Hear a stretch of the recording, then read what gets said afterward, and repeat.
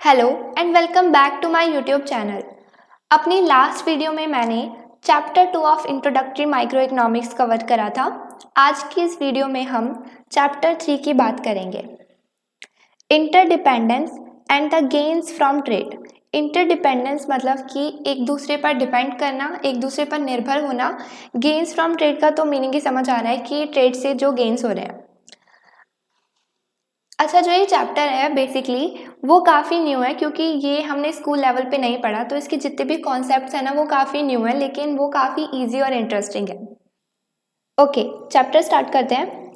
इसमें बोल रहे हैं कि पूरे वर्ल्ड में हर दिन हम रिलाई करते हैं बहुत सारे लोगों पर, बहुत सारे लोगों पर हम डिपेंड हैं। उनमें से इतने सारे लोग तो ऐसे हैं जिनको हम जानते भी नहीं हैं। वो लोग क्या कर रहे हैं, वो हमें प्रोवाइड करते हैं गुड्स एंड सर्विसेज जिनको हम इंजॉय करते हैं। बेसिकली ये बोल रहे हैं कि हम हर दिन जितनी भी बहुत सारी चीज़ें यूज़ करते हैं, जितनी भी हम गुड्स एंड सर्विसेज यूज़ करते हैं, वो प्रोड्यूस तो हो रही है ना, वो या तो बाहर प्रोड्यूस हो रही है या फिर इंडिया में प्रोड्यूस हो रही है और हम उन्हें यूज़ कर रहे हैं। हम बहुत सारे लोगों पर डिपेंड हैं और हम उन लोगों को नहीं जानते। लेट सपोज कि अगर हम क्लोथ्स यूज़ करते हैं डेली, या फिर मोबाइल फ़ोन्स यूज़ करते हैं, बुक्स यूज़ करते हैं, फुटवेयर्स यूज़ करते हैं, ज्वेलरीज यूज़ करते हैं, फर्नीचर्स यूज़ करते हैं और भी बहुत सारी चीज़ें यूज़ करते हैं, तो वो सारी चीज़ों पे हम लोगों पर डिपेंड हैं। हो सकता है कि उनमें से कुछ चीज़ें इंडिया में प्रोड्यूस हो रही हों, कुछ चीज़ें बाहर प्रोड्यूस हो रही हों, और हम अराउंड द वर्ल्ड बहुत सारे लोगों पर डिपेंड हैं। बेसिकली ये बस यही बता रहे हैं। अब हम जो डिपेंड हैं, ऐसी इंटरडिपेंडेंस पॉसिबल तो है। कब पॉसिबल है? जब लोग आपस में ट्रेड करें।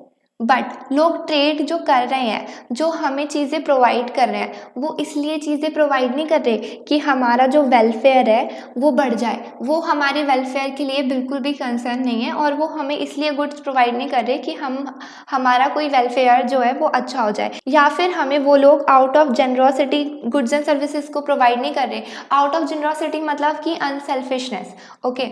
या फिर वो हमें इसलिए भी गुड्स प्रोवाइड नहीं कर रहे कि गवर्नमेंट उनको बोल रही है, गवर्नमेंट बोल रही है कि जो हमें पसंद है, जो हम चाहते हैं वो हमें दे दो। ये भी गवर्नमेंट के कहने पे भी कुछ नहीं कर रहे, जो हम चाहते हैं वही बना दो, वही हमें दे दो। ना तो वो गवर्नमेंट के कहने पे, ना वो हमारे वेलफेयर को कंसर्न होकर हमें गुड्स एंड सर्विसेज प्रोवाइड कर रहे हैं। तो क्यों कर रहे हैं गुड्स एंड सर्विसेज प्रोवाइड? क्यों? क्योंकि उनको इन रिटर्न कुछ मिल रहा है। अगर हम अपनी चैप्टर 1 10 प्रिंसिपल्स ऑफ इकोनॉमिक्स में याद करें तो हमारी एक प्रिंसिपल थी, the trade can make everyone better of. तो इसमें हमने देखा था कि जो भी लोग ट्रेड करते हैं आपस में, उनसे जितने भी लोग ट्रेड में इन्वॉल्व हैं सभी को बेनिफिट होता है। वही सेम बात करी हुई है यहाँ पे कि वो लोग आपस में ट्रेड तब करते हैं जब उन्हें बेनिफिट होता है। तो उनको बेनिफिट हो रहा है, समथिंग इन रिटर्न उन्हें कुछ मिल रहा है, इसलिए वो ट्रेड कर रहे हैं, इसलिए वो हमें गुड्स एंड सर्विसेज प्रोवाइड कर रहे हैं। इसलिए गुड्स एंड सर्विसेज प्रोवाइड नहीं कर रहे कि हमारी वो वेल्थ को लेके कंसर्न है या गवर्नमेंट के कहने पे कुछ कर रहे हैं, ओके। जो ये प्रिंसिपल थी वो दिखाती थी, वो एक्सप्लेन करती थी कि क्यों लोग आपस में ट्रेड करते हैं, क्यों नेशन दूसरे नेशन के साथ ट्रेड करता है। इस चैप्टर में हम यही सेम प्रिंसिपल देखेंगे कि कैसे लोगों को गेन होता है ट्रेड करने से एक दूसरे के साथ, और कैसे क्यों लोग चूज़ करते हैं इंटरडिपेंडेंट, एक दूसरे पर डिपेंड होना लोग क्यों चूज़ करते हैं और क्यों उन्हें गेन होता है ट्रेड से। तो यही हमारे चैप्टर का नाम भी था और इस चैप्टर में हम यही सेम चीज़ देखेंगे, ओके। आगे देखते हैं। अब बुक में काफ़ी अच्छा सा एग्जाम्पल दिया हुआ है, उसमें दो लोग हैं, एक है फार्मर, एक है रेंचर।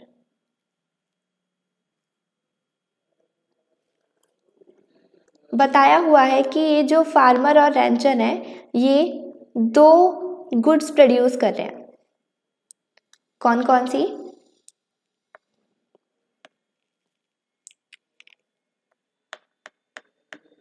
मीट, इसको मैं पूरे चैप्टर में एम से डिनोट करूंगी, और दूसरा गुड है पोटैटोज, इसको पूरे चैप्टर में मैं पी से डिनोट करूंगी। अच्छा, अब जो ये टेबल गिवन है इसमें बेसिकली दो चीज़ें शो हो रही हैं। इसमें जो पहली चीज़ है वो शो कर रही है कि जो फार्मर है और जो रैंचर है वो कितना टाइम लेते हैं, कितने टाइम की उन्हें नीड होती है एक यूनिट ऑफ मीट बनाने में, एक यूनिट ऑफ पोटैटो बनाने में। मतलब एक unit of meet farmer 60 minutes में बनाता है। सिमिलरली एक unit of meet Rancher 20 minutes में बनाता है। सिमिलरली जो फार्मर है वो पोटैटो का एक यूनिट 15 मिनट में बनाता है और जो रैंचर है वो पोटैटो का एक यूनिट 10 मिनट में बनाता है।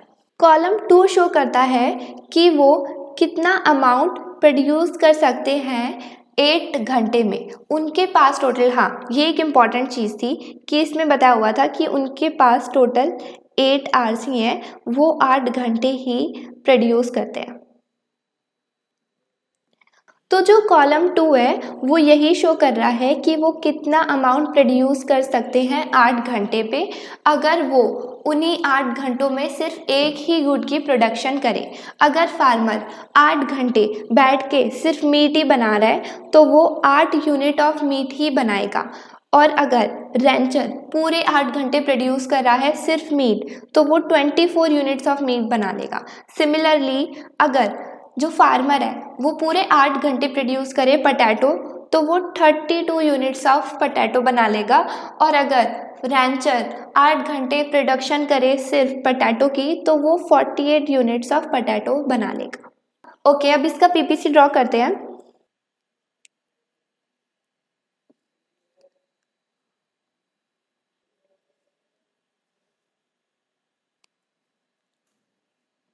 यहाँ पे हमने एक्स एक्सिस पे पोटैटो ले लिया, वाई एक्सिस पे मीट ले ली।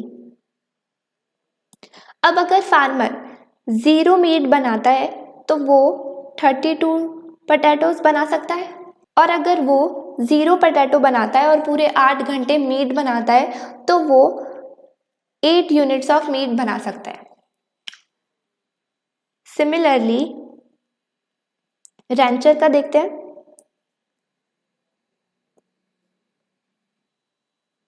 पोटैटो यहाँ पर मीट ले लिया। अब अगर रैंचर 0 मीट बनाता है और पूरे 8 घंटे पोटैटोज को प्रोड्यूस करता है तो वो total 48 units of potato produce कर देगा।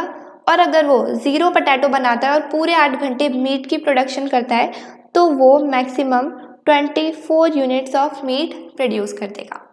अब क्या है कि जो ये फार्मर है और जो ये रैंचर है ये दोनों अलग अलग बंदे हैं। ओके, ये दोनों गुड्स प्रोड्यूस कर रहे हैं सेम, अलग अलग। ओके, और ये आपस में दोनों ट्रेड नहीं कर रहे। दैट मीन्स कि जो फार्मर है उसको भी दोनों गुड्स चाहिए और जो रैंचर है उसको भी दोनों गुड्स चाहिए, और जो ये दोनों बंदे हैं ये आपस में ट्रेड नहीं कर रहे हैं तो इनको दोनों गुड्स प्रोड्यूस करने पड़ेंगे।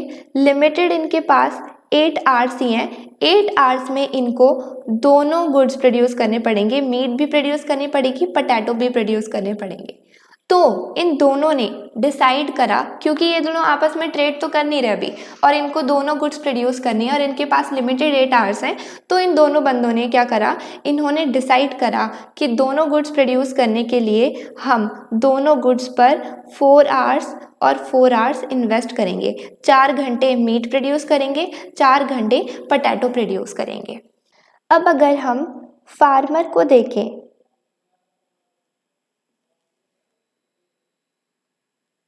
तो वो 8 घंटों में 8 यूनिट्स ऑफ मीट प्रोड्यूस कर रहा था, तो वो 1 घंटे में कितनी मीट्स प्रोड्यूस करेगा, डिवाइडेड बाय 8 कर देंगे तो वो 1 यूनिट ऑफ मीट प्रोड्यूस करेगा।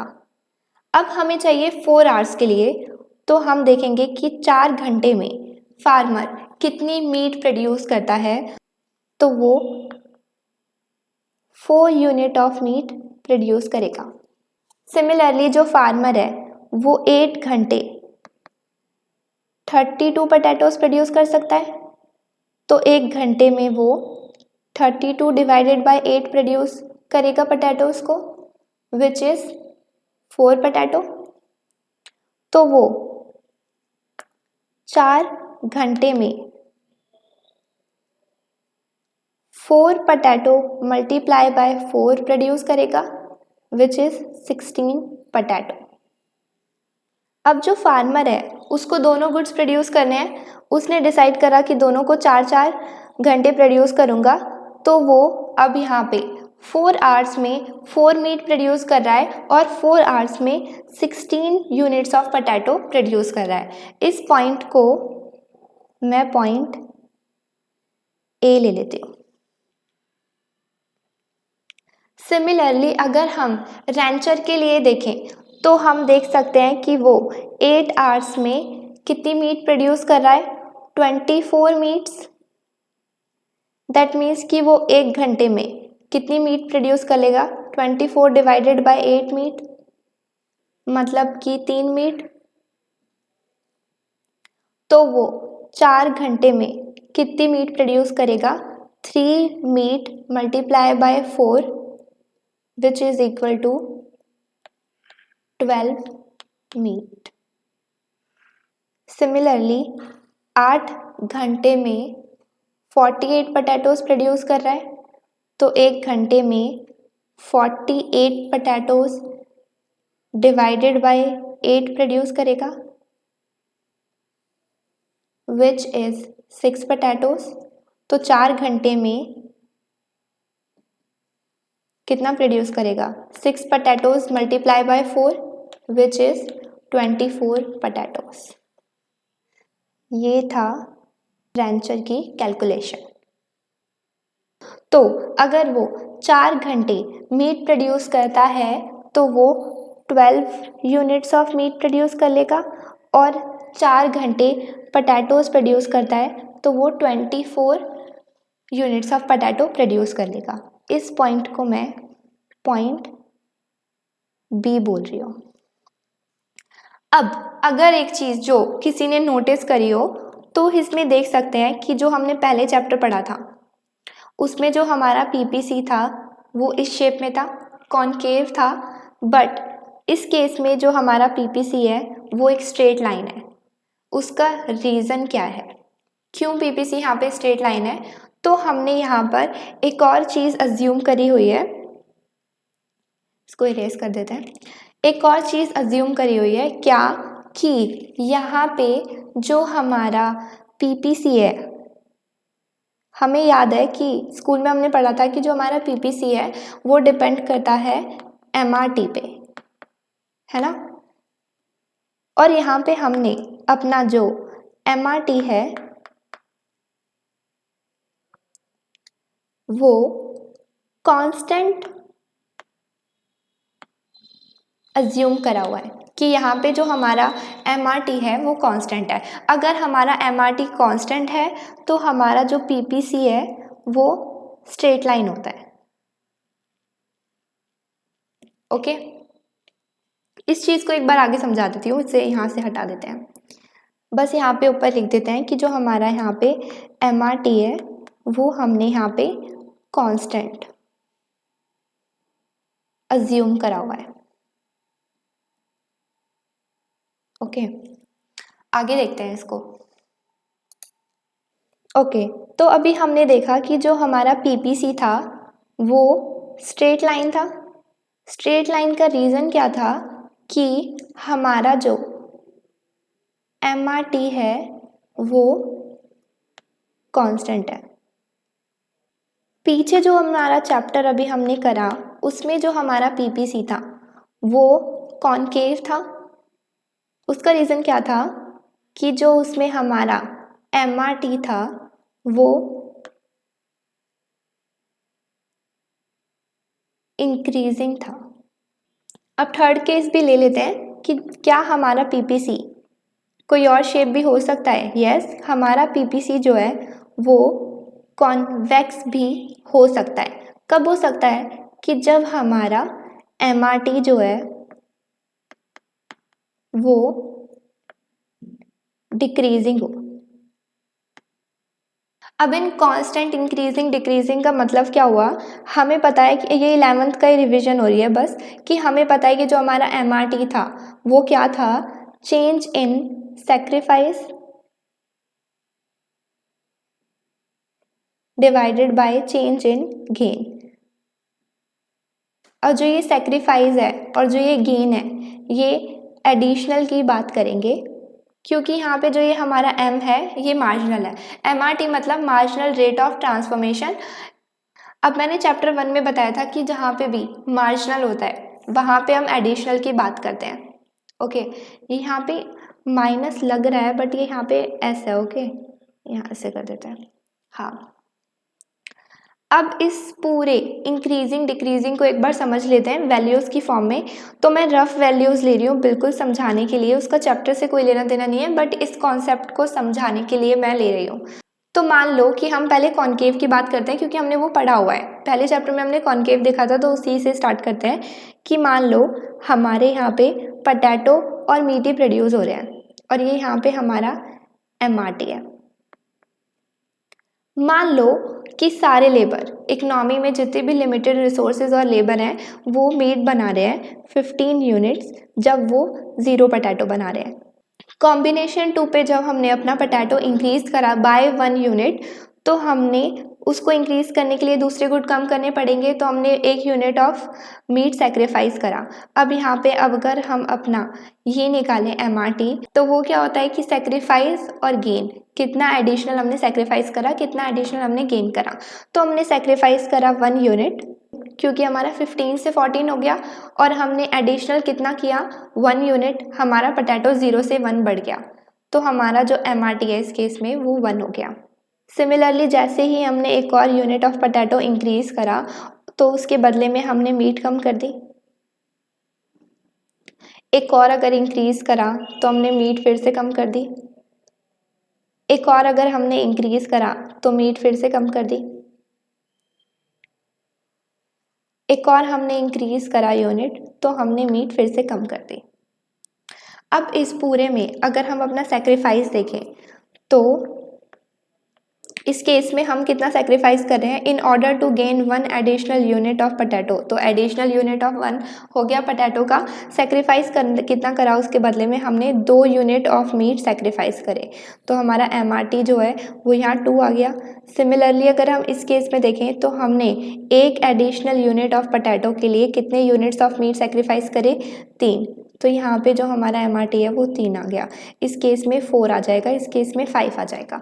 तो हम यहाँ पे देख सकते हैं कि जो हमारा MRT है वो इंक्रीज होता जा रहा है। जैसे ही हम एडिशनल यूनिट गेन करने के लिए 1 यूनिट से सेक्रीफाइस कर रहे हैं दूसरे गुड को, तो जो हमारा MRT आ रहा है वो इंक्रीज हो रहा है। MRT इंक्रीज हो रहा है तो मतलब जो हमारा PPC है वो कॉन्केव बनेगा। इस केस में जो हमारा PPC है वो कॉन्केव है, MRT जो है वो इंक्रीजिंग है और PPC जो है वो कॉनकेव है। अब अगर हम दूसरा केस देखें, अगेन हमने ले लिया मीट, हमने ले लिया पोटैटो और यहाँ पे हमने ले लिया MRT। फर्स्ट कॉम्बिनेशन अगेन हम सब मीट प्रोड्यूस कर रहे हैं और 0 पोटैटो प्रोड्यूस कर रहे हैं। In order to gain 1 additional unit of potato हमने मीट को सेक्रीफाइस करा बाय 1 यूनिट और 14 यूनिट्स वो हो गए। तो हमने कितने यूनिट सेक्रीफाइस करे एडिशनल 1 और कितना गेन करा 1 यूनिट, तो हमारा MRT इस केस में 1 हो गया। अगेन जब मैंने अपना पोटैटो इंक्रीज करा बाय 1 यूनिट तो वो 2 हो गया, और जो मैंने इस बार सेक्रीफाइस करा वो बाय 12 यूनिट से नहीं करा। पहले की सिचुएशन में मैंने बाय 12 यूनिट से करा था, बट इस सिचुएशन में मैं कांस्टेंट MRT को दिखाने के चक्कर में यहाँ पे सिर्फ बाय 1 यूनिट ही सेक्रीफाइस करा, जिस केस में ऐसा होगा। अब सेक्रीफाइस क्या हुआ, 1 यूनिट से हुआ और गेन भी 1 यूनिट से हुआ, तो जो MRT है वो अगेन 1 यूनिट आएगा। सिमिलरली जब मैंने यहाँ पे एक और यूनिट बढ़ाया तो यहाँ पे जब मैंने सेक्रीफाइस करा वो अगेन मैंने सेम सेक्रीफाइस करा, सेम एडिशनल मिला, सेम MRT मिला। ये केस तब तक चलता रहेगा जब यहाँ पे 0 नहीं आ जाता, यहाँ पे 15 नहीं हो जाएगा, और जो हमारा MRT है वो तो हर केस में सेम ही आएगा। अब इस केस में हम देख सकते हैं कि जो हमारा MRT है वो क्या है, सेम है, या फिर हम बोल सकते हैं कि जो हमारा MRT है वो कांस्टेंट है। इस केस में जो हमारा PPC है वो स्ट्रेट लाइन आएगा।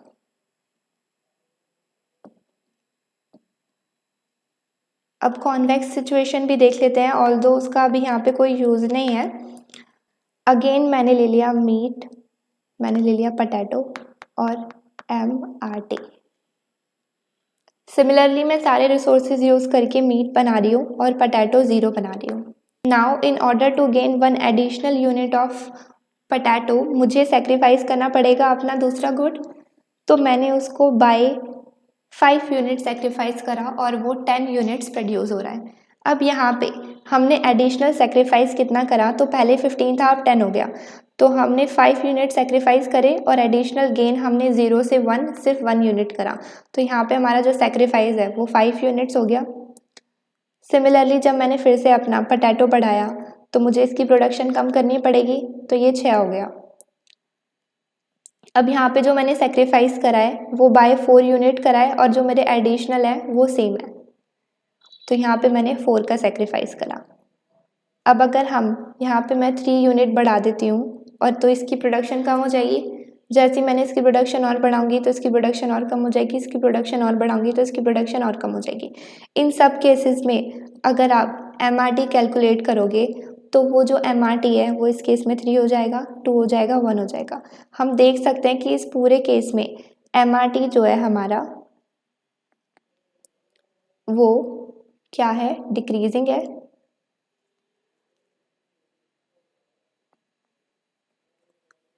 और जो हमारा PPC है वो इस केस में कॉन्वेक्स होगा। तो अगर वापस टॉपिक पे जाएं तो इसमें क्या हो रहा था कि 2 लोग हैं, फार्मर और रेंचर, और ये दोनों गुड्स प्रोड्यूस कर रहे हैं सेम, लेकिन अलग अलग प्रोड्यूस कर रहे हैं। फार्मर भी पोटैटो और मीट प्रोड्यूस कर रहा है और रेंचर भी अपने लिए पोटैटो और मीट प्रोड्यूस कर रहा है। अभी इनके बीच में कोई भी ट्रेड नहीं है, बट क्या हुआ आगे देखते हैं।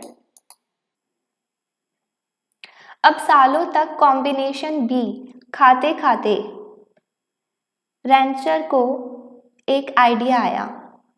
रेंचर कॉम्बिनेशन बी बना रहा था, अगर हम पीछे देखें तो रेंचर कॉम्बिनेशन बी मिट गया यार, रेंचर कॉम्बिनेशन बी बना रहा था। ओके, तो सालों तक कॉम्बिनेशन बी खाते खाते एक दिन रेंचर को क्या हुआ, आइडिया आया।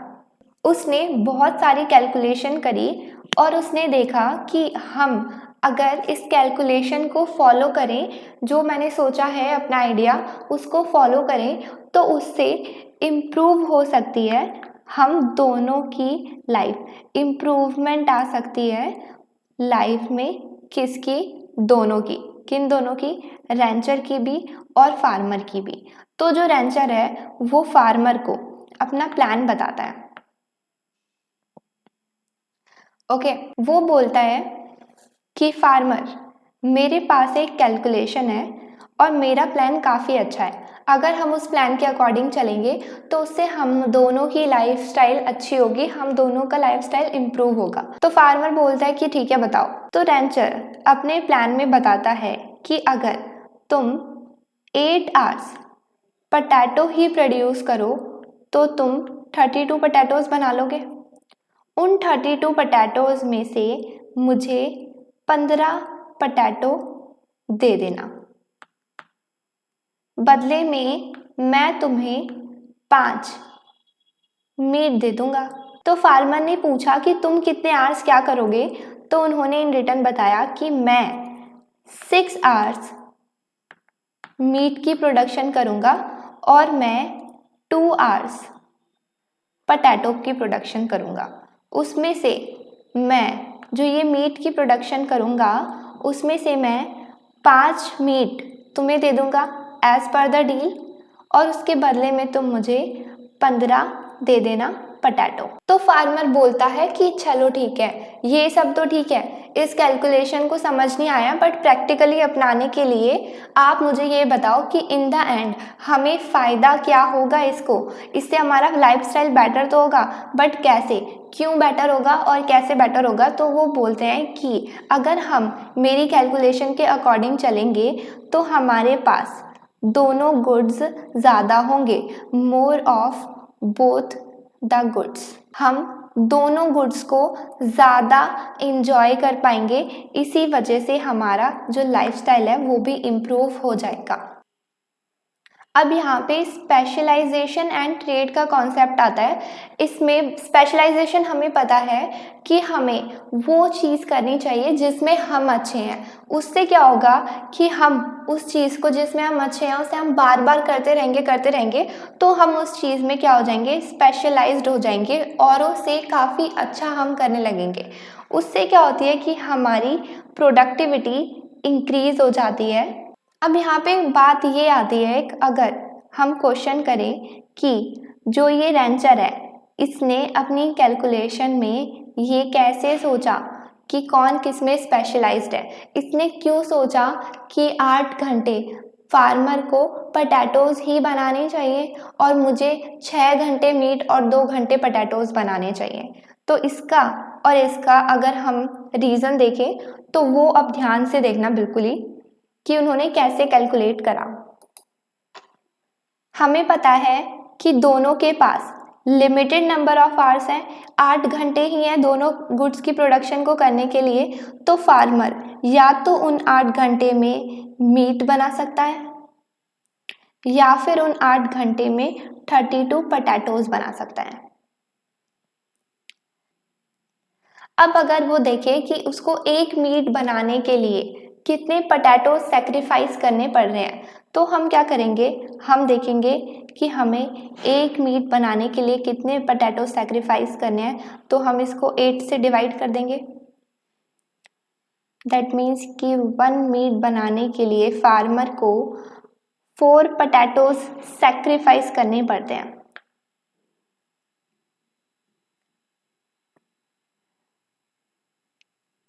सिमिलरली अगर हम रेंचर की बात करें तो उसके पास भी 8 घंटे ही हैं। उन 8 घंटों में या तो वो 24 मीट बना ले या फिर वो 48 पटैटोज बना ले।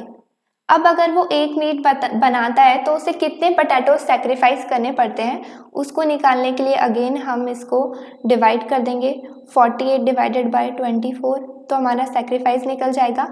तो उसको एक मीट बनाने के लिए 2 पटैटोज को सेक्रीफाइस करना पड़ता है।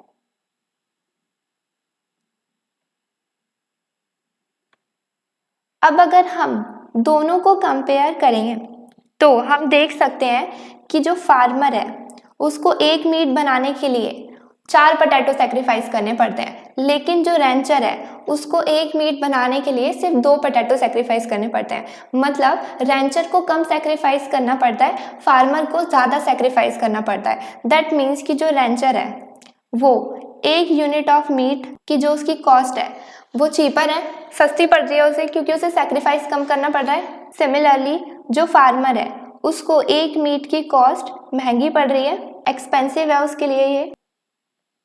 सिमिलरली अब अगर हम सेम चीज़ पटैटो के लिए देखें कि एक यूनिट ऑफ पटैटो को बनाने के लिए हमें कितनी मीट सेक्रीफाइस करनी पड़ रही है, तो वो कैलकुलेट करते हैं। फार्मर को एक पटैटो के लिए कितनी मीट सेक्रीफाइस करनी पड़ेगी, तो हम 4 को इस साइड ले आएंगे।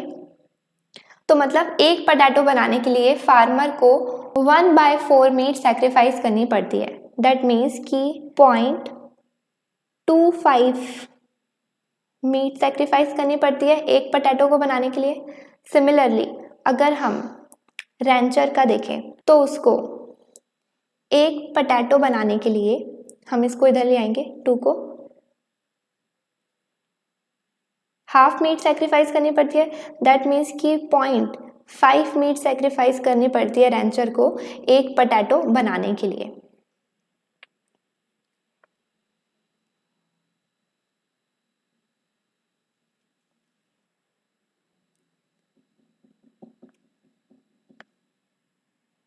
सिमिलरली अगर अब हम दोनों को कंपेयर करें तो एक पोटैटो के लिए रैंचर को 0.5 मीट सेक्रीफाइस करनी पड़ती है और एक पोटैटो को बनाने के लिए फार्मर को 0.25 सेक्रीफाइस करनी पड़ती है मीट।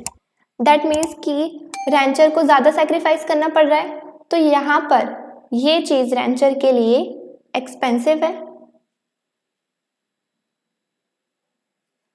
और यहाँ पर फार्मर के लिए चीपर है, सस्ती पड़ रही है उसको क्योंकि वो कम सेक्रीफाइस कर रहा है। यहाँ पे लिख देती हूँ फार्मर, जितना भी ये ब्लू वर्क है ये फार्मर का हो रहा है और जितना भी ये ग्रीन में है ये रैंचर की कैलकुलेशन चल रही है इस साइड।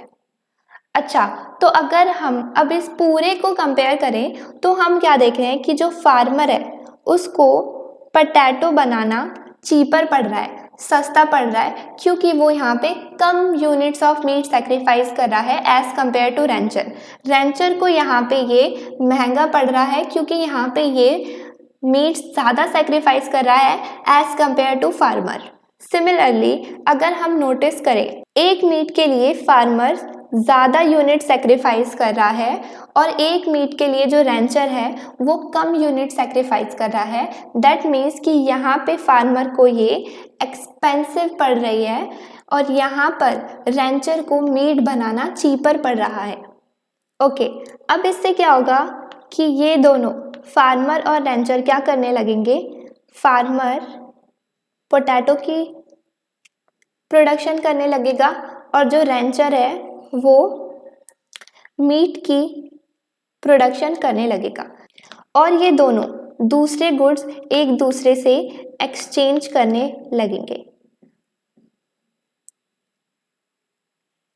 फार्मर पोटैटो बनाकर मीट ले लेगा रैंचर से और जो रैंचर है वो मीट की प्रोडक्शन करके पोटैटोज ले लेगा फार्मर से। दोनों आपस में दूसरा गुड एक्सचेंज करने लगेंगे और एक गुड पे फोकस करने लगेंगे जिसमें वो ज़्यादा स्पेशलाइज्ड है या फिर जिसमें वो कम कॉस्ट में उसे बना पा रहे हैं, ज़्यादा सेक्रीफाइस नहीं कर रहे हैं, जिसकी अपॉर्चुनिटी कॉस्ट कम है। अब वापस स्पेशलाइजेशन एंड ट्रेड पर आते हैं।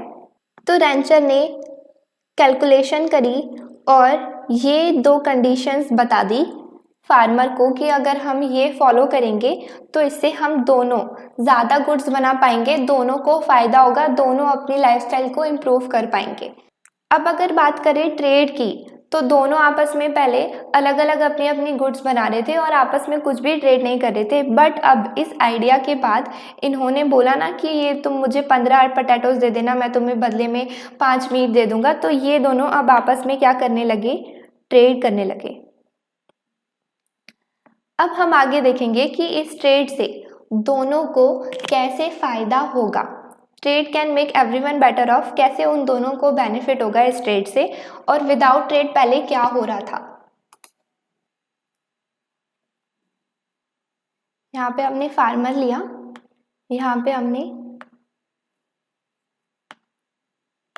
रैंचर लिया, यहाँ पे हमने मीट लिया, ये पोटैटोज, यहाँ पे रैंचर का मीट और रैंचर के पोटैटोज। अब अगर हम अपना पहला केस देखें जिसमें ट्रेड नहीं हो रही थी, तो हम विदाउट ट्रेड क्या हो रहा था वो देखते हैं।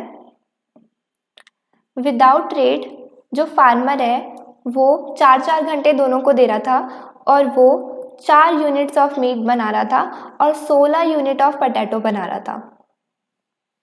रैंचर जो है वो दोनों को 4-4 घंटे दे रहा था और 12 यूनिट ऑफ मीट बना रहा था और 24 यूनिट्स ऑफ पोटैटो बना रहा था।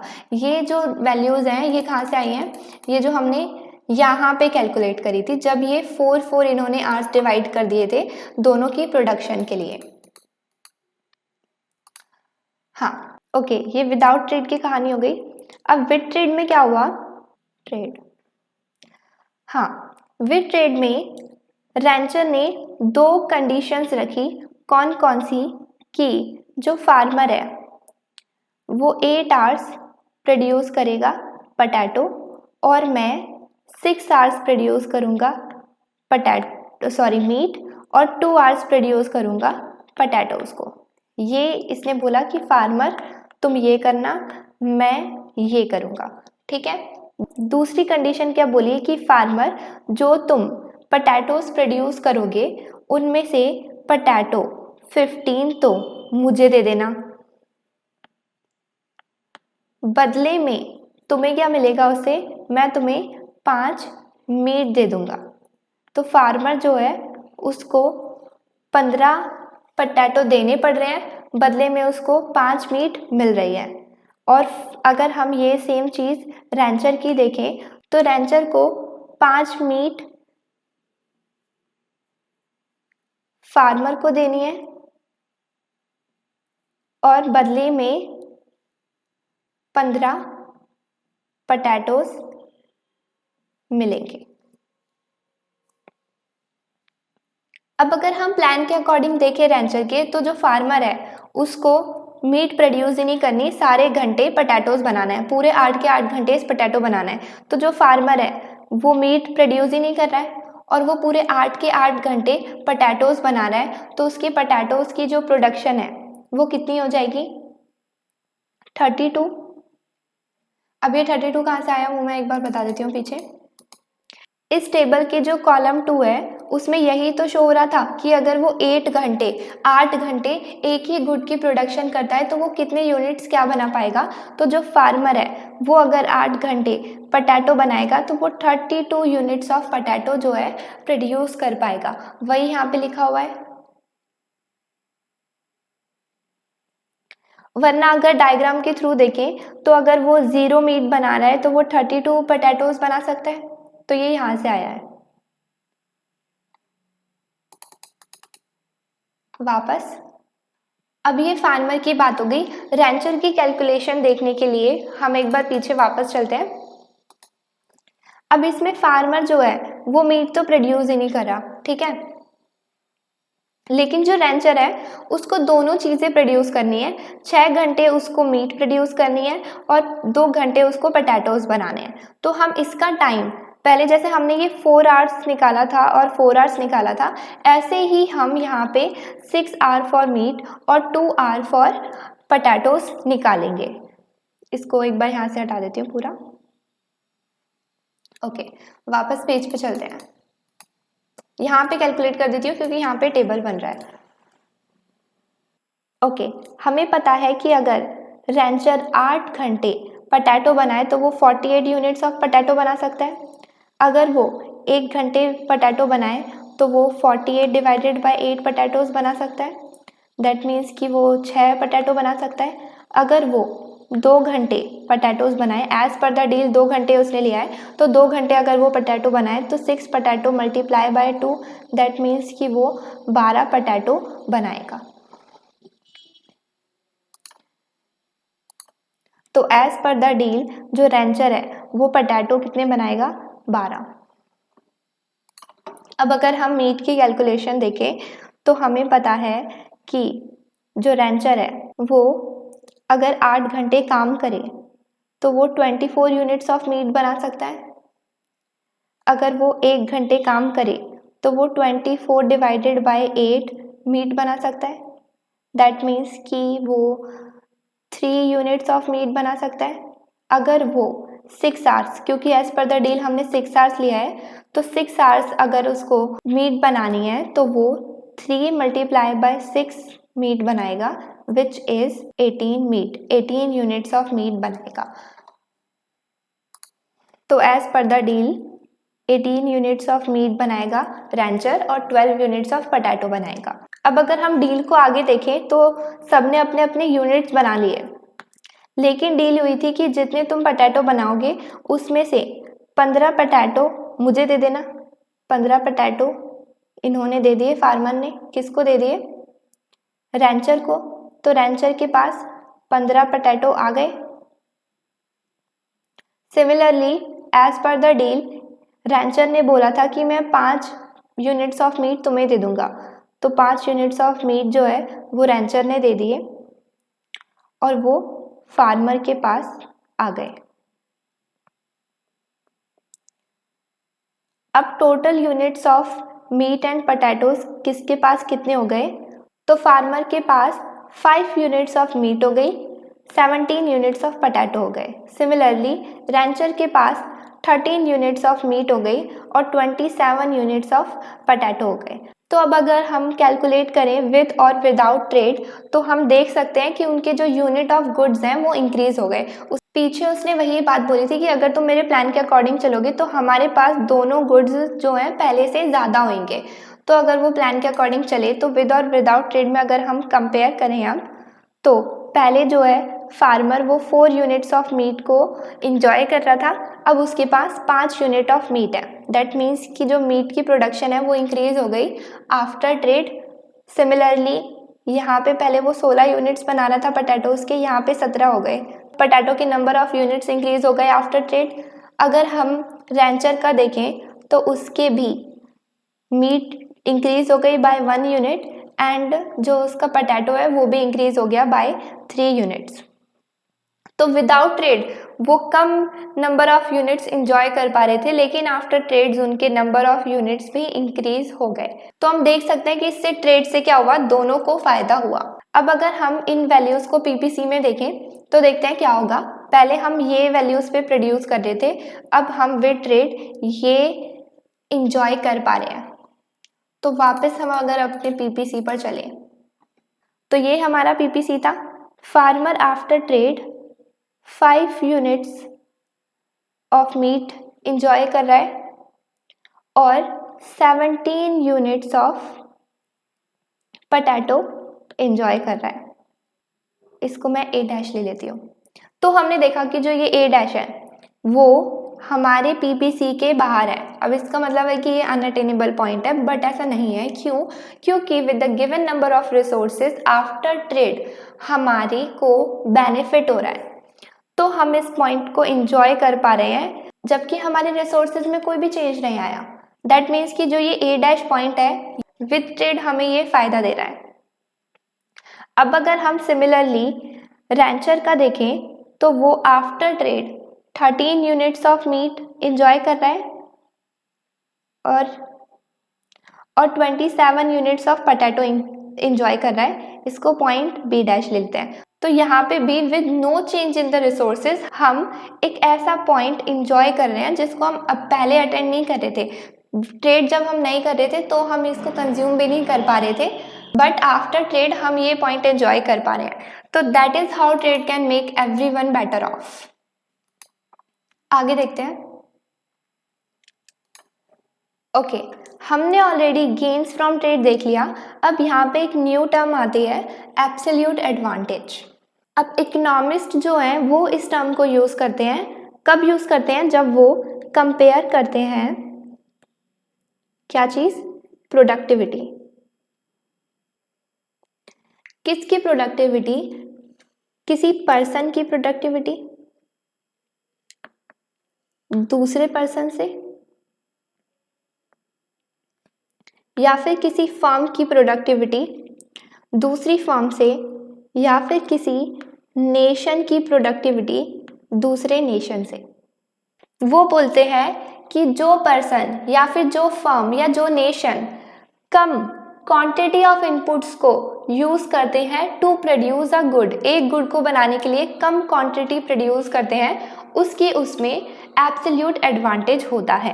क्या बोलते हैं वो?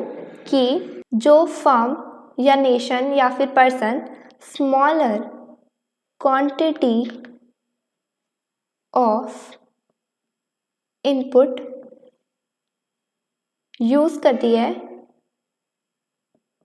टू प्रोड्यूस अ गुड, तो हम बोल सकते हैं कि उसका उस गुड में एब्सोल्यूट एडवांटेज है। ओके, हमारा जो एग्जाम्पल चला आ रहा था उसमें जो हमारा इनपुट था वो क्या था? Time.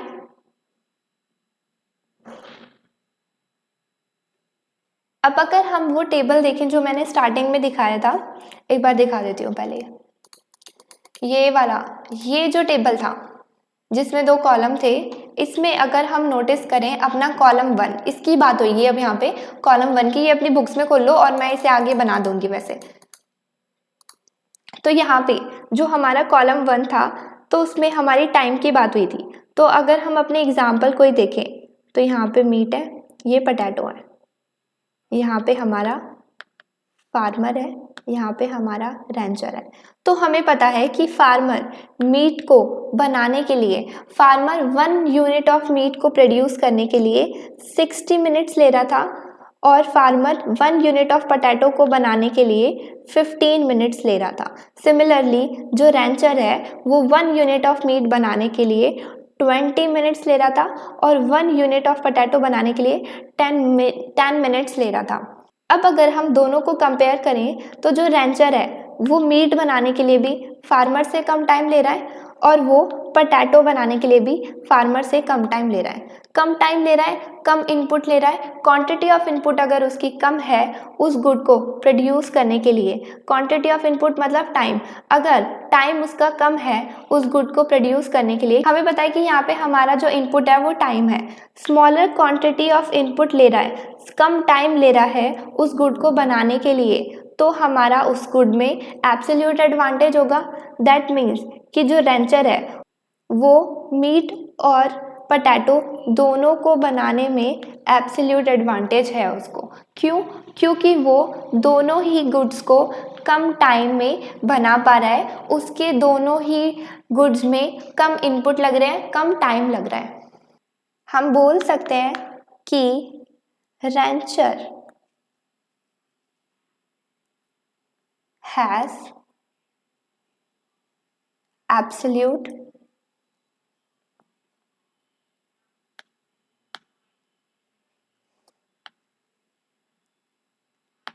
advantage in both meat and potato। अब अगर हम कॉस्ट को मेजर करें in terms of quantity of input, quantity of input, quantity of input, input पता है हमें हमारा टाइम है, तो अगर हम कॉस्ट को मेजर करें इन क्वांटिटी ऑफ इनपुट तो हम बोल सकते हैं कि जो रैंचर है उसकी मीट को बनाने की कॉस्ट कम लग रही है, उसको पोटैटो बनाने का कॉस्ट कम लग रहा है। अब इसका मतलब बिल्कुल ये तो है नहीं कि जो रैंचर है वो ही दोनों गुड्स बनाएगा, क्योंकि उसके दोनों ही गुड्स में एब्सोल्यूट एडवांटेज है। तो इन दैट केस हम क्या करते हैं कि हम कंपैरेटिव एडवांटेज देखते हैं। कंपैरेटिव एडवांटेज कुछ भी नहीं है, इसमें हम अपॉर्चुनिटी कॉस्ट को जो है ना कंपेयर करते हैं। लास्ट जो हमने कंपैरेटिव एडवांटेज देखा उसमें हम इनपुट्स को कंपेयर कर रहे थे, इसमें हम अपॉर्चुनिटी कॉस्ट को कंपेयर करेंगे। तो अपॉर्चुनिटी कॉस्ट बेसिकली सबको पता होना चाहिए कि क्या है, क्योंकि मैंने अपनी लास्ट क्लास में बहुत ही अच्छे तरीके से एक्सप्लेन करा था कि अपॉर्चुनिटी कॉस्ट है क्या। इन शॉर्ट में अगर मैं एक बार फिर से बताऊं तो अपॉर्चुनिटी कॉस्ट बेसिकली क्या शो करता है कि जो हमने पाया है उसको हम नहीं देखते, हमने उसको पाने के चक्कर में क्या गिव अप करा है वो देखते हैं, उसकी कॉस्ट देखते हैं। हमने क्या गेन करा वो नहीं देखते, बट हमने उस गेन के चक्कर में क्या सैक्रिफाइस करा वो देखते हैं। तो हम यहाँ पे हमने क्या गिव अप करा, क्या सैक्रिफाइस करा वो कंपेयर करेंगे। इसको मैं एक बार हटा देती हूँ पूरा। ओके, हमें गिवन था कि जो फार्मर और रैंचर हैं वो 8 आवर्स वर्क करते हैं इन अ डे, एक दिन में वो 8 घंटे काम करते हैं और उसी में वो अपने दोनों गुड्स को प्रोड्यूस करते हैं। अब वैसे देखा जाए तो यहाँ पे ट्रेड ऑफ भी हो रही है टाइम की, कि कैसे वो अपना टाइम एलोकेट करे, कितना टाइम वो पोटैटो में लगाए, कितना टाइम वो मीट की प्रोडक्शन में लगाए, वो अपना टाइम कैसे रीएलोकेट करें। बट ये टॉपिक की बात नहीं है तो इसे हटा देते हैं अभी। ओके, अपॉर्चुनिटी कॉस्ट हमने ऑलरेडी पीछे निकाली हुई है, जहाँ पे हमने in order to produce 1 unit of good हमने देखा था कि हम दूसरे गुड को कितना सेक्रीफाइस कर रहे हैं, जहाँ पे मैंने लिखा हुआ था कि सेक्रीफाइस वाला ब्रैकेट में, तो वहाँ पे हमने ऑलरेडी अपॉर्चुनिटी कॉस्ट निकाली हुई थी, तो वैल्यूज हम वहाँ से ले लेंगे। बट पहले हम अपना टेबल बनाते हैं। यहाँ पे हमने लिया फार्मर,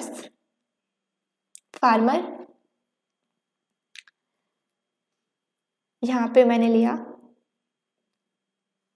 रैंचर। यहाँ पे हमने ले लिया मीट, यहाँ पे हमने ले लिया पोटैटो। अब जो मैं यहाँ पे वैल्यूज लूँगी वो या नहीं, यहाँ से आ रही है। यहाँ पे जितनी भी चीज़ें मैंने ब्रैकेट में लिखी हुई हैं, ये अपॉर्चुनिटी कॉस्ट ही तो है, ये सेक्रीफाइस दिखा रही है। तो मैं इसको बिल्कुल दोबारा से नहीं समझाऊंगी, क्योंकि यहाँ पे मैंने ऑलरेडी इसे एक्सप्लेन कर दिया कि ये जो सेक्रीफाइसेस है ये अपॉर्चुनिटी कॉस्ट है। तो अगर आप मेरे साथ लिख रहे होंगे या फिर इस पेज का स्क्रीनशॉट ले लो एक बार और फिर देख लेना कि मैं आगे कैसे लिख रही हूँ। तो वापस आते हैं टेबल पर। हमने देखा था कि फार्मर अगर 1 यूनिट ऑफ मीट प्रोड्यूस कर रहा है, 1 यूनिट ऑफ मीट प्रोड्यूस कर रहा है, तो उसको 4 यूनिट ऑफ पोटैटो सेक्रीफाइस करने पड़ेंगे। और अगर Rancher 1 unit of meet produce कर रहा है तो उसको 2 यूनिट ऑफ पोटैटो सेक्रीफाइस करने पड़ेंगे। अगर हम अब दोनों को कंपेयर करें तो सेक्रीफाइस कौन ज़्यादा कर रहा है? सेक्रीफाइस कौन ज़्यादा कर रहा है? फार्मर को 1 मीट के लिए 4 पोटैटो सेक्रीफाइस करने पड़ रहे हैं। रैंचर को 1 मीट को बनाने के लिए 2 पोटैटो सेक्रीफाइस करने पड़ रहे हैं। तो फार्मर जो है वो एज़ कम्पेयर टू रैंचर ज़्यादा सेक्रीफाइस कर रहा है। ज़्यादा सेक्रीफाइस कर रहा है मतलब कि ज़्यादा उसकी अपॉर्चुनिटी कॉस्ट है। तो अपॉर्चुनिटी कॉस्ट यहाँ पर फार्मर की हाई है in order to produce 1 unit of meat. और यहाँ पे रैंचर की जो अपॉर्चुनिटी कॉस्ट है वो लो है। क्यों? क्योंकि वो कम सेक्रीफाइस कर रहा है। सिमिलरली अगर हम देखें, अगर फार्मर 1 यूनिट ऑफ पोटैटो बनाता है तो उसको 1/4 यूनिट ऑफ मीट सेक्रीफाइस करनी पड़ेगी। और अगर रैंचर 1 यूनिट ऑफ पोटैटो बनाता है तो उसको 1/2 यूनिट ऑफ मीट सेक्रीफाइस करनी पड़ेगी। अब अगर हम यहाँ पे कंपेयर करें तो यहाँ पे जो फार्मर है वो कम सेक्रीफाइस कर रहा है, तो यहाँ पे इसकी अपॉर्चुनिटी कॉस्ट लो हो जाएगी। और जो रैंचर है वो ज़्यादा सेक्रीफाइस कर रहा है in order to gain 1 unit of potato, तो यहाँ पे जो रैंचर की अपॉर्चुनिटी कॉस्ट है पोटैटो की वो ज़्यादा होगी, हाई होगी। मोर छोड़ दो, मोर सेक्रीफाइस करेंगे तो ज़्यादा अपॉर्चुनिटी कॉस्ट होगी। ओके, यहाँ पे लिखा था कि जो कंपैरेटिव एडवांटेज है उसमें हम अपॉर्चुनिटी कॉस्ट कंपेयर करते हैं। जिसकी अपॉर्चुनिटी कॉस्ट लो होती है उसका उस गुड में कंपैरेटिव एडवांटेज होता है। कंपैरेटिव एडवांटेज क्यों होता है? क्योंकि हम कम सेक्रीफाइस कर रहे हैं। दैट मीन्स कि ये अच्छी बात है, हम एक गुड को बनाने के लिए कम सेक्रीफाइस कर रहे हैं, तो ये अच्छी बात है ना। तो इसलिए उसका वहाँ पे कंपैरेटिव एडवांटेज हो रहा है। अब अगर हम देखें तो मीट में रैंचर का कंपैरेटिव एडवांटेज हो रहा है, और अगर हम पोटैटो में देखें तो फार्मर का कंपैरेटिव एडवांटेज हो रहा है। दैट मीन्स कि जो फार्मर है उसको पोटैटो बनाना चाहिए और जो रैंचर है उसको मीट बनानी चाहिए। आगे देखते हैं। अब यहाँ पे बोल रहे हैं कि ये 2 कैलकुलेशन तो कर ली, एब्सोल्यूट एडवांटेज भी समझ लिया और हमने वो भी समझ लिया कंपैरेटिव एडवांटेज। बट यहाँ पे एक और तरीका है हम गेन ऑफ ट्रेड को जिससे देख सकें। अब अनदर वे, जो ये अनदर वे है इसका कोई नाम तो नहीं दिया हुआ, बट जैसे कि हम एब्सोल्यूट एडवांटेज में इनपुट कंपेयर कर रहे थे और कंपैरेटिव एडवांटेज में हम अपॉर्चुनिटी कॉस्ट कंपेयर कर रहे थे, तो इस अनदर वे में हम क्या करेंगे, हम प्राइस को कंपेयर करेंगे। अब प्राइस कहाँ से आ गया तो वो भी मैं बताती हूँ कि प्राइस कहाँ से आएगा।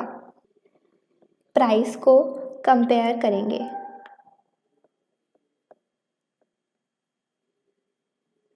ओके, प्राइस को कंपेयर करेंगे। अब इसमें देखते हैं कि कैसे प्राइस को कंपेयर करेंगे। क्या सबको रैंचर की डील याद है? अगर किसी को याद नहीं है तो एक बार फिर से याद कर लेते हैं। रैंचर ने फार्मर को क्या बोला? फार्मर को बोला था कि तुम मुझे पोटैटो के 15 यूनिट्स दे देना, बदले में मैं तुम्हें मीट के 5 यूनिट्स दे दूंगा। सिमिलरली अपने लिए अगर वो देखे तो रैंचर ने अपने लिए क्या देखा था कि उसको पोटैटो के 15 यूनिट्स तो मिल जाएंगे और वो मीट के 5 यूनिट्स दे देगा। ओके, यही इनकी डील थी। ओके, आर्ट्स वाला नहीं है इसमें कोई कॉन्सेप्ट, तो वो मैं लेनी थी कि तुम इतने घंटे काम करना और मैं इतने, तो यहाँ पे ये वाली डील का कॉन्सेप्ट है। इधर से हम प्राइस कैलकुलेट करेंगे। तो ये हमारी डील थी जो रेंचर ने फार्मर से करी थी। अब यहाँ पे अगर हम फार्मर की मीट का प्राइस देखें तो हम देख सकते हैं कि पहले जब प्रोडक्शन का टाइम था तो फार्मर को या तो उस 8 घंटे में 8 यूनिट्स ऑफ मीट प्रोड्यूस कर सकता था या फिर 32 यूनिट्स ऑफ पोटैटो प्रोड्यूस कर सकता था। तो अगर हम यहाँ से देखें कि एक मीट के लिए फार्मर कितना सेक्रीफाइस कर रहा है, तो हमने ये 10 बार निकाल लिया, तो मैं डायरेक्ट लिख रही हूँ कि 4 पोटैटो को वो सेक्रीफाइस करता है। ठीक है, तो ये हमारी अपॉर्चुनिटी कॉस्ट हो गई थी जो हमने अभी ऑलरेडी पीछे वाली स्लाइड में देखा। अब अगर हम इसका प्राइस देखें तो इस डील से हमें क्या देख रहे हैं कि ये क्या हो रहा है, ये हमारे को 5 मीट दे रहा है और बदले में ये हमसे 15 पोटैटोज ले रहा है। अब अगर यहाँ से हम एक मीट की वैल्यू निकालें कि in order to gain meat, वो सेक्रीफाइस कर रहा है ना पोटैटो, मीट को तो वो ले रहा है बट वो अपने पोटैटो भी तो दे रहा है, फ्री में थोड़ी ले रहा है। तो वही कैलकुलेट करेंगे कि एक मीट को लेने के लिए वो कितने पोटैटोज अपने दे रहा है रेंचर को। वो यहाँ पे अगर हम इसको डिवाइड करेंगे 15 से तो यहाँ पे 3 पोटैटो आ जाएगा। तो अब यहाँ पे एक मीट को लेने के लिए वो 3 पोटैटो सेक्रीफाइस कर रहा है। ये इसका आ गया प्राइस।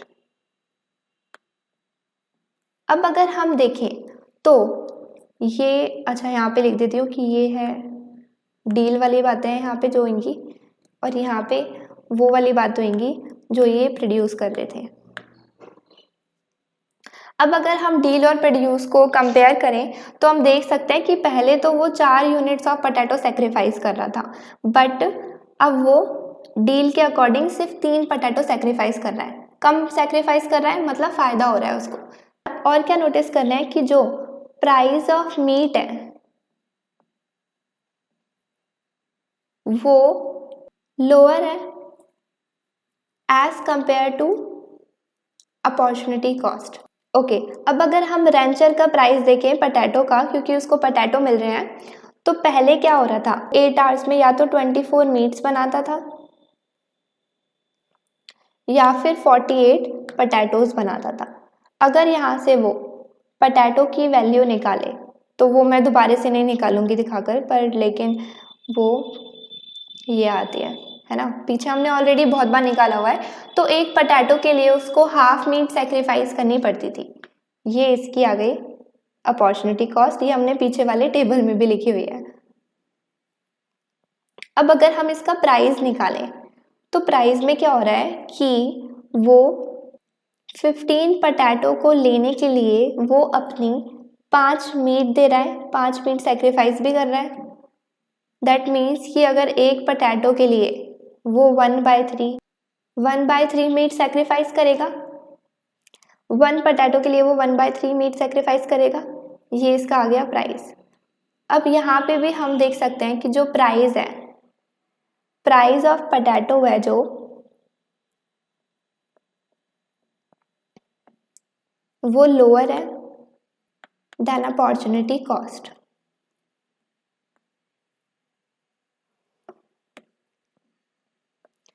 इन दोनों केसेस में हमारा प्राइस अपॉर्चुनिटी कॉस्ट से कम है। जो हम खुद प्रोड्यूस कर रहे थे उससे हमें इतना फ़ायदा नहीं हो रहा था जितना हमने after trade with deal produce करा। तो ऐसे हम यहाँ पे गेन्स फ्रॉम ट्रेड देख सकते हैं। तो ये एक अनदर वे था कि हम कैसे गेन्स फ्रॉम ट्रेड देख सकते हैं। ओके, अब आगे क्या हुआ कि हमने प्राइस तो डिसाइड कर लिया, कैलकुलेशन करी थी रेंचर ने, बट उसने जो ये प्राइस है, ये जो कैलकुलेशन थी पूरी, ये कैसे निकालते हैं, हमें कैसे पता चलता है कि हमें क्या प्राइस डिसाइड करना चाहिए अपनी ट्रेड में। तो सिंपल सा है कि प्राइस को सेट करने के लिए जो प्राइस है वो ऐसा डिसाइड होना चाहिए कि जो प्राइस है वो लाई करना चाहिए between opportunity cost. Opportunity cost के बीच में जो है प्राइस होना चाहिए। अब वापस से एग्जाम्पल को देखें तो पहले केस में क्या हो रहा था कि हमारा जो प्राइस था मीट का फार्मर के लिए वो आया था 1 meat is equals to 3 potatoes. एक मीट को पाने के लिए उसको 3 पोटैटोज देने पड़ रहे थे रैंचर को। अगर इसको वापस से पीछे देखें तो यहाँ पे था ना, ये रहा, यही सेम प्राइस मैंने यहाँ पे लिखा है। अपॉर्चुनिटी कॉस्ट के बीच में प्राइस होना चाहिए। अब ये हम देखते हैं कि अपॉर्चुनिटी कॉस्ट के बीच में क्या प्राइस था, तो हम दोनों की अपॉर्चुनिटी कॉस्ट देखते हैं। फार्मर की अपॉर्चुनिटी कॉस्ट क्या थी, एक मीट के लिए वो 4 यूनिट्स ऑफ पोटैटो को सेक्रीफाइस कर रहा था। रैंचर जो है वो एक मीट के लिए 2 यूनिट्स ऑफ पोटैटो को सेक्रीफाइस कर रहा था। और सिमिलरली जो हमारा 1 potato is equals to 1/3 meat आया था, एक पोटैटो का जो प्राइस आया था रैंचर का पीछे वाली स्लाइड में, उसका अगर हम अपॉर्चुनिटी कॉस्ट से कंपेयर करें तो फार्मर की एक पोटैटो की अपॉर्चुनिटी कॉस्ट क्या थी, 1/4। ये टेबल्स में भी लिखी हुई है पीछे। और अगर हम रैंचर की अपॉर्चुनिटी कॉस्ट देखें तो वो एक पोटैटो की थी हाफ मीट। तो दोनों ही केसेस में हम देख सकते हैं कि जो हमारा प्राइस की वैल्यू थी, जो हमने प्राइस लिया था पीछे वाले केसेस में, वो दोनों फार्मर और रैंचर दोनों की अपॉर्चुनिटी कॉस्ट के बीच में लाई कर रहा है। तो ऐसे ही हमारा प्राइस डिसाइड होता है कि प्राइस कहाँ आना चाहिए, तो वो दोनों की अपॉर्चुनिटी कॉस्ट के बीच में आना चाहिए। आई होप कि सबको समझ आ रहा है सब कुछ। अगर कोई भी डाउट है तो नीचे कमेंट्स में लिख सकते हैं। ओके, देयर इज वन कॉन्सेप्ट जो पीछे मिस आउट हो गया, उसे यहाँ कंप्लीट करते हैं कि जो एब्सोल्यूट एडवांटेज है एक पर्सन का, वो हो सकता है 2 गुड्स में। जैसे कि हमारे केस में जो रैंचर था उसका दोनों ही गुड्स में, पोटैटो में भी और मीट में भी, दोनों में एब्सोल्यूट एडवांटेज था। लेकिन जो कंपैरेटिव एडवांटेज होता है एक पर्सन का, वो हमेशा एक ही गुड में होता है।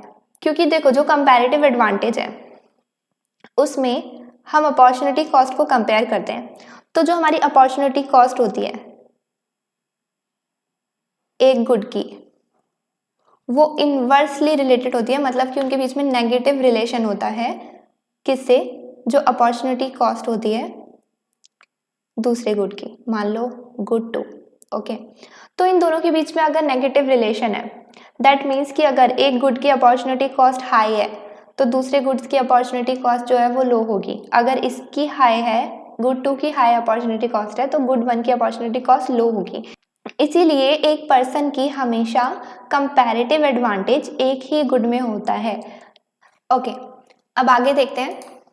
ऑल्दो ये चैप्टर काफ़ी हद तक कंप्लीट हो गया है, लेकिन इसमें स्टिल एंड में काफ़ी अच्छा एग्जांपल दिया हुआ है जिससे कि कंपैरेटिव और एब्सोल्यूट एडवांटेज काफ़ी अच्छे से समझ आ सकते हैं। तो उसको देखते हैं एक बार। जो एग्जांपल है उसमें एक पर्सन गिवन है, टाइगर वुड्स। तो यहाँ पे एक पर्सन गिवन है टाइगर वुड्स, जो कि काफ़ी अच्छा गोल्फ खेलते हैं, बट वो और भी बहुत सारी चीज़ें हैं जो वो बाकी लोगों से एज़ कम्पेयर टू काफ़ी बेहतरीन तरीके से कर सकते हैं। जो बुक में एग्जांपल दिया हुआ है वो ये है कि जिस गार्डन में या जिस ग्राउंड में वो वॉक करते हैं ना, उसमें ग्रासेस जो उगती हैं, घास जो होती हैं, उनको वो काफ़ी कम टाइम में कट कर सकते हैं as compare to other people. तो इसमें एग्जाम्पल के तौर पे 2 लोग हैं, 1 मिनट लिख लेती हूँ पहले सारा, फिर बता दें। तो यहाँ पे टाइगर वुड्स को मैंने बस टाइगर लिख दिया, और एक दिया हुआ है बुक में फॉरेस्ट गंप। तो यहाँ पे ऊपर एक टाइम ले लेती हूँ। हाँ, तो जो टाइगर हैं वो उन्हीं घास को काटने में सिर्फ 2 घंटे लगाते हैं, और जो फॉरेस्ट गंप है, नॉर्मल पर्सन है, वो 4 घंटे लगाता है। अब अगर हम यहाँ पे अपना एब्सोल्यूट एडवांटेज की बात करें, एब्सोल्यूट एडवांटेज की बात करें, ए लिख दिया शॉर्ट में, तो हमें पता है कि इसमें हम क्या करते थे, कंपेयर करते थे। क्या कंपेयर करते थे? इनपुट्स को। जिसका कम इनपुट उसका एब्सोल्यूट एडवांटेज होता है उसमें। इस केस में भी जो इनपुट है वो क्या है? टाइम है। हम देख सकते हैं कि जो टाइगर हैं वो कम टाइम लगा रहे हैं, कम टाइम ले रहे हैं घास को काटने में एज कंपेयर टू फॉरेस्ट कम, तो उनका घास काटने में एब्सोल्यूट एडवांटेज है। अब मान लो कि वो इस टाइम पर घास नहीं काट रहे और कुछ और काम कर रहे हैं, तो मान लो कि अगर टाइगर घास नहीं काट रहे तो वो क्या कर रहे हैं कि वो एडवर्टीजमेंट कर रहे हैं टीवी पर नाइक की, जिससे क्या हो रहा है, वो कमा रहे हैं $10,000। सिमिलरली अगर ये पर्सन घास नहीं काट रहा तो ये मैकडोनल्ड पे काम कर रहा है, मैकडोनल्ड्स पे काम कर रहा है और कमा रहा है $20। अब अगर हम कंपैरेटिव एडवांटेज की बात करें तो कंपैरेटिव एडवांटेज क्या कंपेयर करता है? वो कंपेयर करता है अपॉर्चुनिटी कॉस्ट।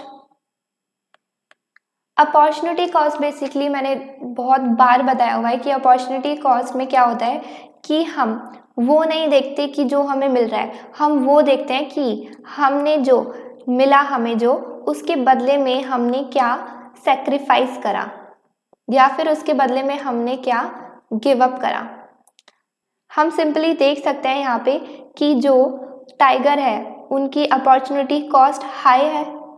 अगर वो 2 घंटे घास काटेंगे तो उन्हें इतनी ज़्यादा अमाउंट ऑफ अर्निंग सेक्रीफाइस करनी पड़ेगी।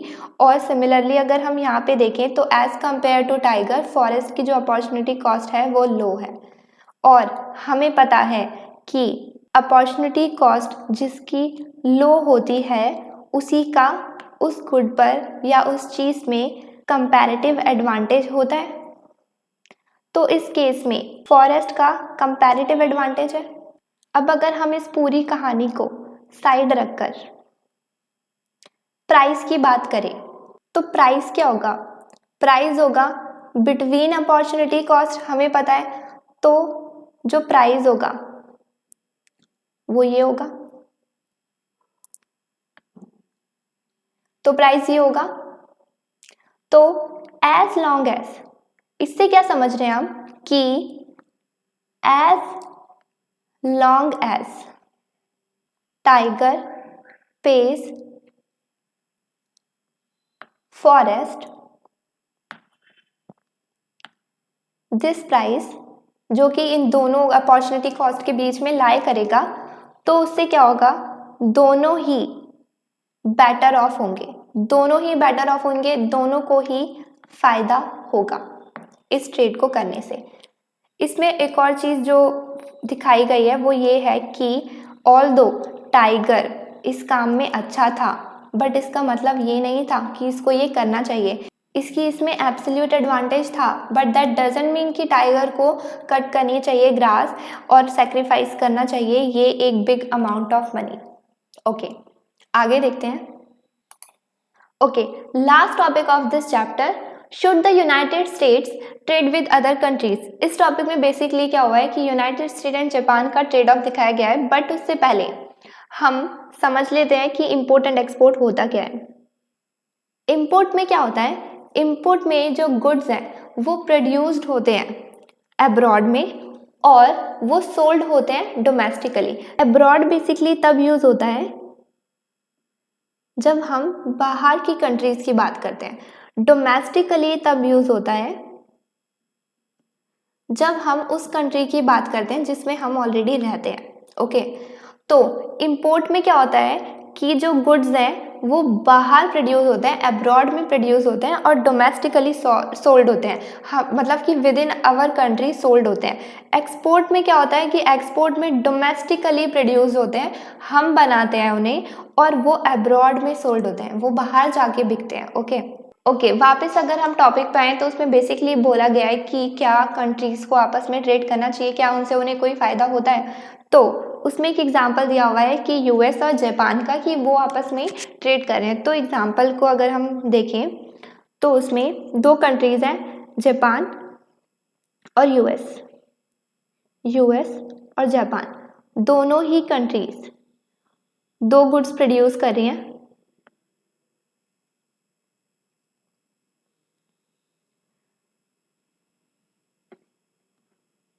दोनों ही कंट्रीज क्या बना रही है? फूड बना रही है, कार बना रही है, ये भी फूड बना रही है, कार्स बना रही है। अब जो इसमें बुक में लिखा हुआ है कि अच्छा, हमें जो ये टाइम लिमिट दी हुई है ना, वो यहाँ पे लिख देती हूँ। टाइम जो हमें गिवन है वो है 1 मंथ का।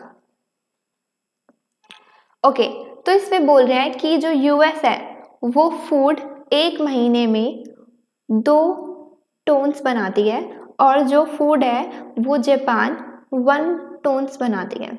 सिमिलरली जो कार है वो 1 महीने में यूएस 1 यूनिट प्रोड्यूस करती है और सिमिलरली जो जापान है वो 1 महीने में 1 यूनिट प्रोड्यूस करती है। दैट मीन्स कि कार तो जो है वो दोनों सेम यूनिट प्रोड्यूस कर रहे हैं, बट जो फूड है वो यूएस ज़्यादा प्रोड्यूस कर रहा है as compare to Japan. But the reason being जो बुक में दिया हुआ है कि ये ज़्यादा फूड क्यों प्रोड्यूस कर पा रहा है, क्योंकि इसके पास जो है वो बेटर लैंड है और ज़्यादा लैंड है as compare to Japan. US के पास बेटर और ज़्यादा लैंड है उससे। ओके, अब इसमें अगर हम कंपैरेटिव एडवांटेज की बात करें तो कंपैरेटिव एडवांटेज हम कैसे कैलकुलेट करते हैं? हम देखते हैं अपॉर्चुनिटी कॉस्ट, और अपॉर्चुनिटी कॉस्ट को हम कैसे गेस करते हैं कि जो गुड को प्रोड्यूस करने में किसी की अपॉर्चुनिटी कॉस्ट लो है, दैट मीन्स कि उस गुड में उसका कंपैरेटिव एडवांटेज है। ये हम सब ने ऑलरेडी पढ़ा हुआ है। अगर हम यहाँ पे इनकी अपॉर्चुनिटी कॉस्ट निकालें तो यूएस में देखें हम तो वो 1 कार बना सकता है 1 महीने में, या फिर वो 2 फूड बना सकता है। इसको टोन्स को मैं हटा रही हूँ तो मैं सिर्फ 2 फूड की बात करूंगी। ओके, तो या तो वो 1 महीने में 1 कार बना ले या 2 फूड बना ले। ओके, तो यहाँ पे 1 कार की तो अपॉर्चुनिटी कॉस्ट साफ साफ निकल गई, बट फूड की निकालने के लिए हम इसे यहाँ भेज देंगे और यहाँ पे हमारी 1 फूड की अपॉर्चुनिटी कॉस्ट निकल जाएगी कि अगर यूएस 1 फूड बना रहा है तो उसे हाफ कार सेक्रीफाइस करनी पड़ेगी। ओके, सिमिलरली अगर हम जापान का देखें तो वो या तो 1 महीने में 1 कार बना ले या फिर 1 फूड बना ले। तो अगर वो 1 कार बनाएगा तो उसे 1 फूड सेक्रीफाइस करना पड़ेगा, अगर 1 फूड बनाएगा तो उसे 1 कार सेक्रीफाइस करनी पड़ेगी। इसकी डायरेक्ट निकली हुई है तो इसमें हमें कुछ ऐसे नहीं करना। ओके, अगर हम इसका टेबल बनाकर देखें तो ये यूएस है, ये जापान है, ये हमारी फूड है, ये हमारी कार्स है। एक यूनिट ऑफ फूड बनाने के लिए यूएस को हाफ कार सेक्रीफाइस करनी पड़ेगी। सिमिलरली 1 फूड बनाने के लिए जापान को 1 कार सेक्रीफाइस करनी पड़ेगी। 1 कार बनाने के लिए यूएस को 2 फूड सेक्रीफाइस करने पड़ेंगे। 1 कार बनाने के लिए जापान को 1 फूड सेक्रीफाइस करना पड़ेगा। ओके, अब अगर हम इसकी अपॉर्चुनिटी कॉस्ट की बात करें तो हम देखेंगे कि कौन कितना कम सेक्रीफाइस कर रहा है। फूड में यूएस कम सेक्रीफाइस कर रहा है, कार में जापान कम सेक्रीफाइस कर रहा है। दैट मीन्स कि फूड में तो कंपैरेटिव एडवांटेज यूएस को है और कार में तो कंपैरेटिव एडवांटेज जापान को है। दैट मीन्स कि जो यूएस है उसको फूड प्रोड्यूस करना चाहिए और जो जापान है उसको कार प्रोड्यूस करनी चाहिए, फूड प्रोड्यूस करना चाहिए और यहाँ पे कार प्रोड्यूस करनी चाहिए।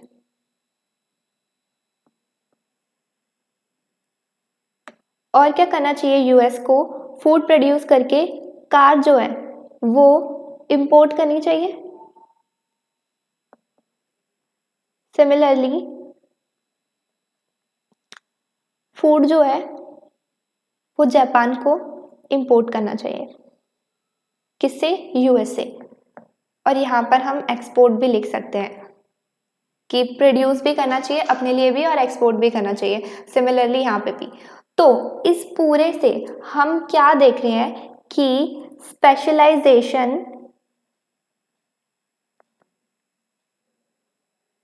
और ट्रेड करने से क्या हो रहा है, दोनों ही कंट्रीज जो है, दोनों ही कंट्रीज वो ज़्यादा फूड इंजॉय कर पा रही हैं और ज़्यादा ही कार इंजॉय कर पा रही हैं। इन शॉर्ट जो ट्रेड है वो दोनों ही कंट्रीज को बेनिफिट प्रोवाइड कर रहा है, दोनों ही कंट्रीज को उससे फायदा हो रहा है, दोनों ही कंट्रीज बेटर ऑफ हो रही हैं। ओके, आगे देखते हैं। हमें पता है कि ट्रेड से सभी को फायदा होता है और जितने भी लोग ट्रेड में इन्वॉल्व हैं उन सभी को बेनिफिट होता है।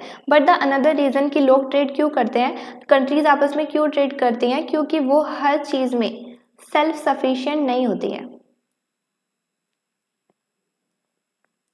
सेल्फ सफिशिएंट इसलिए नहीं होती हैं क्योंकि जो उनके रिसोर्सेज हैं वो सेम नहीं होते हैं। जैसे हमने पीछे एग्जाम्पल में भी देखा, हो सकता है कि कुछ कंट्रीज़ के पास ज़्यादा रिसोर्सेज हो किसी चीज़ के, कुछ के पास कम रिसोर्सेज हो। हमारे जो ये पीछे एग्जाम्पल था इसमें भी जो यूएस था उसके पास क्या था, बेटर और मोर लैंड था एज़ कम्पेयर टू जापान। तो हो गया ना, रिसोर्सेज का इसके पास एडवांटेज हो गया। इसलिए अब जो जापान है वो सेल्फ सफिशिएंट नहीं है फूड में, क्योंकि उसके पास जो लैंड है वो कम है as compare to other countries, as compare to US. तो इसीलिए जो लोग हैं या जो कंट्रीज़ हैं वो सेल्फ सफिशिएंट नहीं होती हर चीज़ में। इसीलिए हर कंट्री आपस में ट्रेड करती हैं क्योंकि उनके पास सेम रिसोर्सेज नहीं होते और वो हर चीज़ में सेल्फ सफिशिएंट नहीं होती। इसी के साथ यहाँ पे हमारा चैप्टर एंड होता है। आई होप कि सबको सब कुछ समझ आया होगा। अगर किसी को कोई भी डाउट है तो वो नीचे कमेंट कर सकता है। अगर आपको मेरी वीडियो पसंद आई है तो आप इसको लाइक, शेयर एंड सब्सक्राइब ज़रूर करें। मिलते हैं हम अब अपनी नेक्स्ट वीडियो में, तब तक के लिए बाय बाय।